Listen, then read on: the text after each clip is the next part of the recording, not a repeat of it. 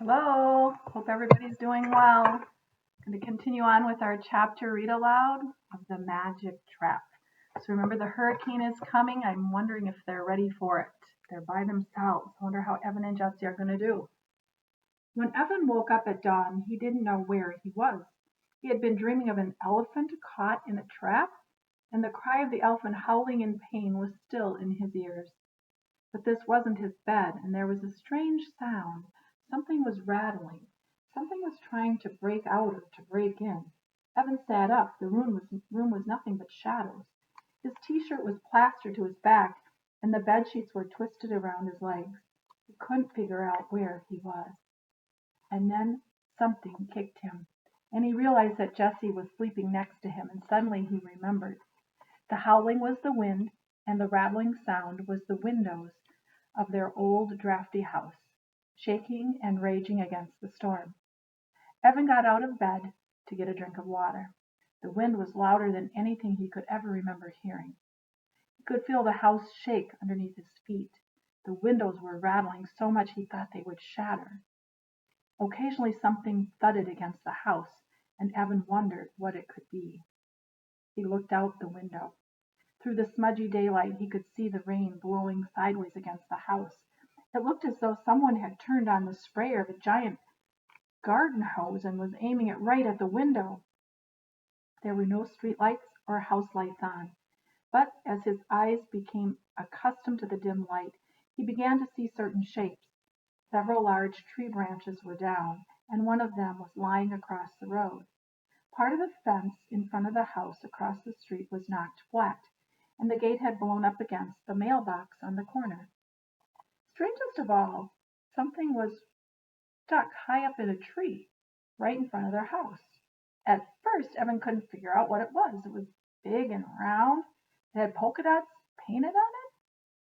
Finally, he realized it was one of those little plastic kiddie pools wedged in the branches of the tree, 30 feet off the ground. As he turned away from the window, he saw two lawn chairs chasing each other down the middle of the street. Don't see that every day. Evan climbed back into bed. Jessie was snoring so loud, but he could hardly hear her over the roar of the storm. Something banged outside. The house creaked like a ship tossed on open water. It's gonna fall apart, he thought. This house is too old and broken down. What would they do then? He struggled to settle his mind, and after what felt like hours, he fell asleep. It was a sound like an explosion that yanked Evan back awake. At first he thought he hadn't slept at all, but then he saw that there was daylight outside. Kind of a dark murkiness, but daylight nonetheless. The sound was so loud it even woke Jessie up, who could sleep through an army invasion. What was that? She shouted, looking at Evan with wild eyes. The sound of the outside storm seemed even louder than before, as if it was rushing into the house through a gaping hole. Evan and Jessie hurried out of their mother's room, and they followed the noise of the storm. When they looked in Jessie's bedroom, they couldn't believe their eyes. A large tree limb was sticking right through the wall, and it laid right across Jessie's bed. There was a hole about the size of a car door, and rain was pouring through it, soaking the bed and the floor. Chunks of plaster from the ceiling had fallen on top of the mess.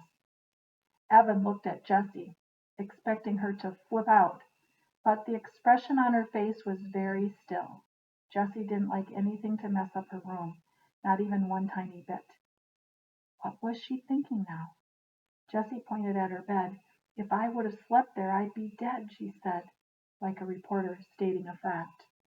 Nah, said Evan, who didn't even want to think about that. But what if Jessie had been in her bed? What would he have done? To shake that thought loose, he asked, "What tree is it?" They carefully crossed the room to the hole in the house, and they looked out. "Oh, Evan, it's the climbing tree!" It was true. The climbing tree had snapped in half, and the top of it had crashed into their house. Evan felt a stab of pain. It was almost as if someone had died. The climbing tree was more than just a place to hang out. There were times when it felt like Evan's only friend in the world. Times when he'd needed to get away from the house, from Jesse, from the fighting between his mom and dad, from his own impatience or frustration or confusion. And the climbing tree had always welcomed him, held a place for him, and let him be just himself, without asking one single thing in return.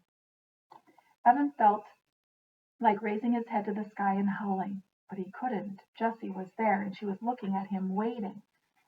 "Look," he said, "we should probably, do something." He pointed to the open gash in the house. He just wanted to go into his own room and close the door and bury himself under the covers of his bed. He wanted someone, anyone, to take charge.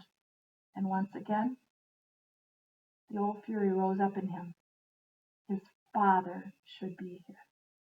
But he wasn't. He had left, disappeared when they needed him most. And there was no point in getting mad about that now. There were things that needed to get done, things that just couldn't wait. He thought about Pete and the repairs that they had made to Grandma's house after the fire. He remembered Pete's words, instructions strong and clear. "We need to stop the rain that's coming in," Evan said. "It's going to wreck the house." "Wreck the house?" shouted Jessie, waving at the tree in her bedroom. "Well, even more," said Evan. "Water is a house's worst enemy." It was as if Pete were standing right there. "You gotta get the water out. That's job number one." Evan sent Jessie down to the garage to grab the plastic tarps that their mother kept there. "How are we going to hold the tarps in place?" asked Jessie when they came back upstairs.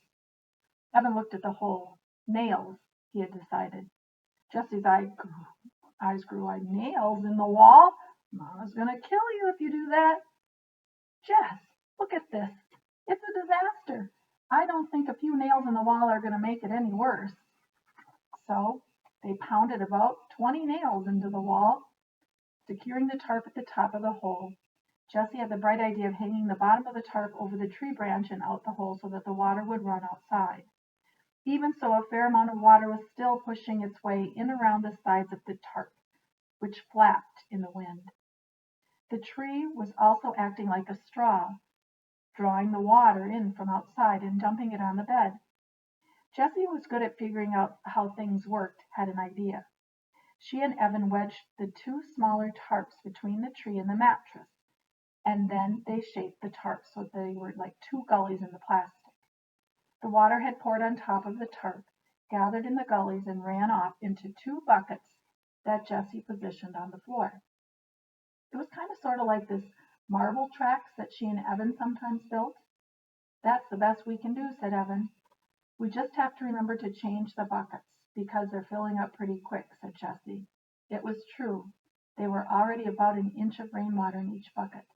How could the sky hold that much water? They carried the heavy towels that they had used to wipe up the puddles down to the laundry room and piled them on the dryer. No electricity, so there was no way to dry the towels. In the kitchen, they each poured a bowl of cereal, but decided not to open the refrigerator door in hopes that the food inside would stay cold enough until the power came back on. They sat in the dim room, away from the sliding glass doors in case more tree limbs fell, and they ate their bowls of dry cereal. "Do you think this is as bad as it's going to get?" said Jessie. Evan had been wondering the same thing. Without a battery-powered radio, there was no way to get the news of the storm. No TV, no internet, no phone. They were completely cut off, as if they were living in Antarctica with no connection to the rest of the world. "Maybe we should go to the neighbors," said Jessie. The neighbors lived to them on their right side. "No," said Evan. "We don't need them. We're fine." He knew this wasn't true. If you were them, would you go to your neighbors for help? I think if I was that young, I probably would. So we will see what happens tomorrow. Bye. Have a good day.